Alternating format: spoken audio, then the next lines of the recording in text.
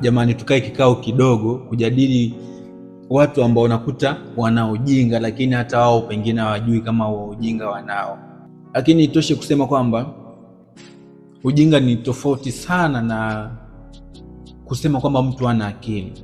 Mtu anaweza akawa na akili kubwa, mtu anaweza akawa na IQ kubwa sana, lakini ana ujinga fulani hivi, yani kiasi kwamba hata akipita sehemu mtu akimuona huyu mjinga tu, yani wanamchukulia poa, wanamdharau kutokana na ule ujinga ambao wanamuona nao. Sasa huo ujinga ambao watu wanakuaga nao tunataka tulete hapa mezani. Vipo vitu vingi sana ambavyo vinaweza vikamuonesha mtu kuwa ni mjinga, lakini mimi nayaleta mambo 6 hapa mezani. Litakalo kugusa basi badilika, au kama kuna mwanao nahisi ana huo ujinga wa design hiyo, mguse abadilike. Okay. Jambo la kwanza ambalo linamuonesha mtu kwamba huyu ni mjinga, huyu ni mtu ambaye anapenda kuongea sana. Unakuta labda kama mpo kazini au mpo sehemu yoyote, mpo mnaongea, anapenda aongee yeye, yani alafu kitu anachokiongea anataka yani wote muamini kuwa ni ukweli. Hata kama kuna mtu hapo katikati ni kama anakaelewa fulani katika hilo jambo analozungumzia, anataka apindisha aongezee chumba, weke maneno na mradi bado aonekane kuwa anachoongea kipo sahihi. Anataka wote mtoke hapo umeamini kuwa anachokiongea kipo sahihi. Huyo mtu anakaa ujinga fulani hivi, kwa sababu mtu ambaye hata kama kitu anakijua, lakini anapokosolewa akaelekezwa kwamba hichi kitu kinaendaga hivi, anakuwa muelewa, anaelewa, anapata sehemu ya kujifunza, kumbe inakuwaga hivi. Kwa mtu ambaye ni mjinga haelekezeki, yani hataki kushauriwa, anataka amini katika anachokiamini, yani anakisimamia hiki, yani kiko hivi, hataki kusikia. Tunaenda kwenye kitu cha pili. Kitu kingine ambacho kinamuonesha mtu ambaye anakaa ujinga fulani hivi, ni mtu ambaye anaamini kwamba mafanikio ni bahati. Akiona mtu amefanikiwa, hawazi kwamba kuna haswa alizipitia, yani hawazi kwamba labda kuna usiku hajalala, kuna mambo mengi amepitia, kuna mishale ameruka, kuna manini, mabonde, mamilima amepanda, ameshuka kufika pale alipofikia. Yeye anajua kwamba ni bahati. Hawezi kuwaza kwamba kuna wakati alijinyima, kuna wakati amekutana na malaya kibao, amekwepa hiyo mishale, hiyo mitego, amefumba macho kama haoni kabisa, akasimamia malengo. Haoni hivyo. Anaamini kwamba ni bahati. Huyu mtu alipata bahati akafanikiwa, na mimi wakati wangu ukifika nitafanikiwa. Mtu anakuwa na mtazamo wa hivyo. Kwa mtu akishakuwa na mtazamo wa hivyo kwamba mtu kufanikiwa ni bahati, ina maana huyo mtu anakaa uvivu fulani ambako ndo ule ujinga ambako kanamfanya ashindwe kufanya kazi, ashindwe kuweka malengo, afu abaki anaona kwamba mafanikio ni bahati, kwamba na mimi wakati wangu ukifika nitafanikiwa, kama hujafika basi ndio hivyo. Lakini mtu ambaye anakaa ujinga hako sasa, yeye ni anaamini kwamba mafanikio ni juhudi, kujituma, nidhamu, malengo, vile vitu ambavyo unaviamini kwamba hivi vitu nitafanikiwa kupitia hivi vitu, na unazidi kujifunza kupitia hivyo vitu, unazidi kuweka juhudi katika hivyo vitu.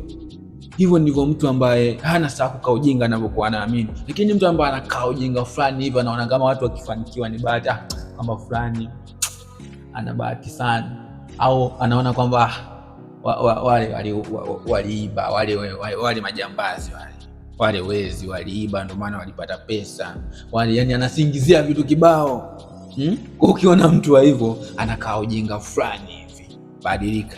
Kitu cha tatu ambacho kinamuonesha mtu ambaye anakaa ujinga fulani hivi ni yule mtu ambaye anapenda vita kuliko kula situ waite wambea. Anakuwa na amani pale ambapo kuna mtu amekutana, amekwaruzana, yani hata mtandaoni unakuta mtu amejipostia kitu chake, kuna mtu tu ametokea yani anamtukana kwenye comment, yani anajisikia kutukana tu, yani unakuta yani yeye anajikuta tu yani kazi yake anaweza akatembelea akaunti za watu tu, kazi yake kutoa comment ya mitusi, ndio furaha yake, yani ndio anaenjoy, kiasi kwamba akikutana na marafiki zake ni kwa hadisia tu, mwanangu fulani nikutana nimemzingua kinoma. Yani unakuta ni mtu ambaye anapenda vita kuliko yani kitu chochote, yani anapenda vitu ambavyo yani mikiki kwa vizuri, anapambana vita ambazo zinampa faida, anapambana vita ambazo unaona hizi vita zinataka kuingilia ugali. Naona hii vita, mbona kama huyu anataka kuingilia ugali wangu, mbona huyu kama anataka kuniletea yani kitu ambacho kinaniharibia katika kazi zangu. Twende namba 4. Kitu ambacho kinamuonesha mtu ambaye anakaa ujinga fulani ni yule mtu ambaye anatanguliza hisia kuliko uhalisia uliopo. Nikisema hivyo namaanisha unakuta ni mtu ambaye yupo tayari kumtukana hata bosi wake kwa sababu ya kitu kidogo tu, afu kibarua kikishaota nyasi ndo anajirudi, anaanza kuwaza kwamba hivi pale ningekuwa mpole ningepungukiwa nini yani. Unakuta anakuja kujilaumu, mambo yashapita, anafanya vitu ambavyo akija kukaa katulia na kuja kujiona anaona mbona kama nimezingua Yule mtu ambaye kimwaga mboga na mwaga ugali bila kujali utapatikana vipi tena. Mtu ambaye anafikiria vizuri kila kinachomtokea, hawezi kuchukua reaction mbaya kwa muda huo, kutokana na anawaza kwamba hili tatizo nimekutana nalo sawa, lakini pengine kanaweza ikawa ni tatizo kadogo kushinda ambayo utakutana nayo kesho. Acha ni mute, maisha yaendelee. Katika kazi zangu nimekula hasara ya milioni 100-200, lakini nilianza vipi? Nilizipataje? Mbona nilifanya kazi nikapata? Naweza nikafanya nikapata na zaidi. Anatulia, ana relax, anapanga upya, anapanga mashambulizi bila kupoteza muda. Kitu namba 5 ambacho kinakuonesha mtu ambaye anakaa ujinga fulani hivi, yule mtu ambaye anapenda kurudia makosa. Unakuta leo amekosea kitu fulani, kesho amerudia tena, hajifunzi kutokana na makosa yake. Alikosea juzi, jana, leo tena akakosea. Yani mtu ambaye anafikiria vizuri, anapokosea ni ngumu sana kurudia kitu ambacho ashai kukikosea. Hivyo ushai kukutana na mtu anakuambia kwamba mimi nishawahi kuwa nakunywa pombe nikakosea kitu fulani, lakini hicho kitu kilinifanya toka siku hiyo nikaacha kunywa pombe, mpaka leo sitaki tena kusikia habari ya pombe.